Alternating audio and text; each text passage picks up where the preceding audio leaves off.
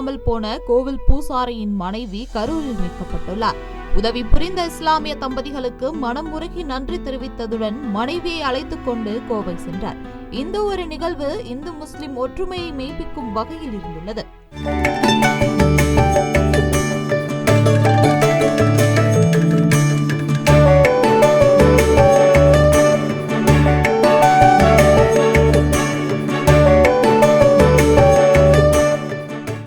Search கார்னரில் சப்பல் கடை வச்சுருக்காங்க.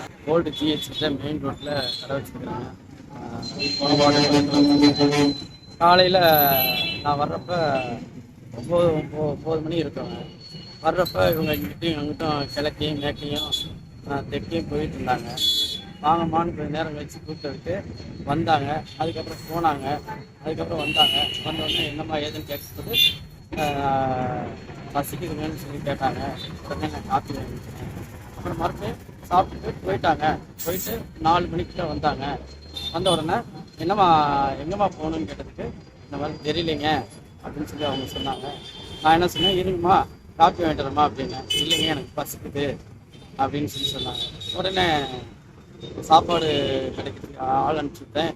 சாப்பாடு இல்லைன்னாங்க. உடனே தோசை வாங்கிட்டு வந்து கொடுத்தேன். வயிறார சாப்பிட்டாங்க. சாப்பிட்டு உட்கார வச்சுருக்கேன். உட்கார வச்சோன்னா அவங்க எந்த ஊருமா என்னம்மான்னு கேட்கும்போது நாங்கள் கோயம்புத்தூர் அப்படின்னாங்க. என்னம்மா எப்பமா வந்தீங்கன்னு கேட்டுட்டு வந்து நான் 2 நாள் ஆச்சுங்க அப்படின்னு சொல்லி சொன்னாங்க. அதுக்கப்புறம் உட்கார வச்சு ஃபோன் நம்பர் கொடுமான்னு கேட்டு வாங்கி அவங்க வீட்டுக்காரருக்கு ஃபோன் பண்ணி உடனே அவர் கல்யாணம் ராமங்கிறவர் உடனே பேசினார். நான் வர வரையும் கொஞ்சம் வெயிட் பண்ணுங்க, நான் வந்து கொடுத்துக்கிறேன் அப்படின்னு சொல்லி சொன்னாங்க. அதனால் இப்போ அவங்களும் ரெடியாக தான் இருக்கிறாங்க. நானும் இவ்வளோ நேரம் உட்கார வச்சுக்கிறேன். கலீல் ரஹ்மான். நமஸ்காரங்க. என்னோட பேர் வந்து கல்யாண ராமன். நான் வந்து கோயம்புத்தூரில் தரணம்பட்டி வந்து இருக்கிறேன். இவங்க வந்து என்னுடைய மனைவி கோமதி மீனாட்சி.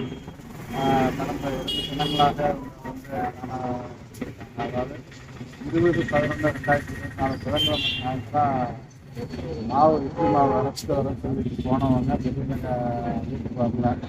அப்புறம் அன்றைக்கி ராத்திரி நானும் ஃபுல்லாக எல்லா பக்கமும் சரி அலைஞ்சு தெரிஞ்சு எல்லாம் பண்ணறதுனால ஒரே அவசரம் காப்பாற்ற இன்னைக்கு மத்தியானம் தான் வந்து சாயந்தரமாக வந்து இங்கே தகவல் கிடைச்சி இங்கே நம்ம அண்ணா பொருள் பண்ணலான்னு நினைக்கிறேன். அவங்க வந்து எனக்கு ஃபோன் பண்ணி சொல்லி அதுக்கப்புறம் நான் இப்போ கோயம்புத்தூர்லேருந்து புறப்பட்டு இப்போ வந்து உங்களை வந்து பார்த்து கூப்பிட்டு போகிறது தான் வந்திருக்கிறேன். இனிமேல் இந்த மாதிரியான நிகழ்வுகள் எதுவும் நடக்காத ஒன்றும் அதுக்கு என்ன ஏற்பாடு பண்ணணுமோ பண்ணி நான் பத்திரமா பார்த்துக்கிறேன். அம்மா காணான்னு சொல்லி நீங்கள் ஏதாவது புகார் கொடுத்துருந்தீங்களா ஸ்டேஷனில்? புகார் கொடுக்கறதுக்கு போயிருந்தாங்க. அவங்க வந்து சிஎஸ்ஆரோ எஃப்ஐஆரோ இன்னும் போடலை. அதனால் அவங்கக்கிட்டையும் சொல்லிட்டு வந்து புகார் மனு கொடுத்துருந்தீங்க. எந்த ஸ்டேஷன்னு? Saranampatti police station. அதுக்கப்புறம் ஆன்லைனில் பதிவு பண்ணி 3 மணிக்கு மேலே ஆன்லைனில் 3 மணிக்குன்னா 3 மணி ரேஞ்சில் ஆன்லைனில் பதிவு பண்ணது. நான் இப்போ வரும்போது அவங்கள்ட்ட தகவல் கொடுத்துட்டு தான் வந்திருக்கேன். இப்போ உங்களுக்கு எத்தனை பொண்ணு பசங்க? எனக்கு வந்து ஒரே ஒரு பொண்ணு. அவங்க வந்து ஐடி கம்பெனியில் ஒர்க் பண்ணிட்டு இருக்காங்க. அம்மா உங்கள்ட்ட எப்போ பேசுனாங்க? என்ன நடந்ததுக்கப்புறம்? புதன்கிழமை மத்தியானம் நான் பேசினேன். இல்லை இப்போ நடந்தது? இப்போ வந்து சாயந்தரம் ஒரு 7:30 மணி இருக்கும். நான் ஆந்தி வேலை வரும்போது திடீர்னு ஸ்ட்ரைக் ஆகிடுச்சு. அதனால் வீடியோ காலில் பேசுவோம்னு சொல்லிட்டு வீடியோ காலில் பார்த்து பேசி கன்ஃபார்ம் பண்ணி இங்கே வெயிட் பண்ணேன். இவங்க 4:45 கூப்பிட்டு எனக்கு தகவல் கொடுத்தாங்க. 4:45 தகவல் கொடுத்த பிறகு அப்பயே கூப்பிட்டு பேசிட்டேன். இப்போ இருங்க வரேன்னு சொன்னேன். அப்புறம் வர வழியில் அதிகப்படியான போக்குவரத்து நெரிசல் இருந்தால் உங்களுக்கு சரியான டைமில் வந்து சேர முடியல. இப்போ தான் வந்து சேர்ந்தேன். வந்து சேர்ந்து இதுக்கடையில் வரும்போதே நான் வந்து 3-4 தடவை கூப்பிட்டு பேசுகிறேன். வீடியோ கால்லையும் கூப்பிட்டு பேசி எனக்கு மனைவிட்டையும் பேசினேன். மனைவியும் பார்த்தாங்க.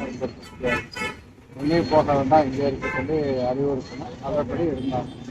எனக்காக கடைக்காரங்களும் ரொம்ப முயற்சி எடுத்து ஒத்துழைப்பு கொடுத்தாங்க. முதல்ல அவங்களுக்கு எனக்கு முதற்கண் வணக்கத்தையும் நன்றிக்கான நமஸ்காரங்களும் தெரிவிச்சுக்கிறேன். இந்த உதவி வந்து கண்டிப்பாக இந்த நேரத்துக்கும் நடக்க மாட்டேன்.